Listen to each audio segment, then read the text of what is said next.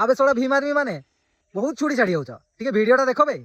हाँ, मध्य प्रदेश से खबर बताते हैं, जहां सागर जिले से लव जिहाद का दिल दहला देने वाला मामला सामने आया है। दरअसल यहां पर नरियावली थाना क्षेत्र में मुस्लिम युवक ने एक परिवार के मकान में आग लगा दी, जिसमें 2 नाबालिग बेटों की मौत हो गई, जबकि बेटी गंभीर रूप से झुलस गई है। पीड़ित परिवार ने इस घटना के पीछे प्रेम प्रसंग से जुड़ा विवाद और एक युवक पर गंभीर आरोप लगाए हैं। मामला मध्य प्रदेश रे जत्ते बेले विधर्मी माने आमर गोटे दलित परिवार को जाड़ी पोड़ी छारखार कर दउचंती। एमिति परिस्थिति रे ए जय भीम रो नारा लगौथिबा लोक माने निज गांडीर चोड़ी को खोली पाटी रे पिंधि दियंती। एठी से माने किछि आवाज उठांतेनी भाई। कहीं आवाज उठेले किछि असुविधा हो कि? हाँ, सुनिश्चित होबा ना। आवाज उठेई देले कारे विदेश रु आसुथिबा मोटा अंकर टंका ठप हे जियो नुह कि? सरा आबे दलित को सुरक्षा करिबा कथारे नुह, काम रे करिकि देखाओ। आ जेतिकि भी दलित आदिवासी लोक भीम आर्मी को सपोर्ट करिकि मने मने भावुच ना आमे बहुत बढ़िया ठीक काम करछु। देख केमिति तम दलित घर को जाड़ी बुड़ी छारखार कर दउचंती पठाण माने।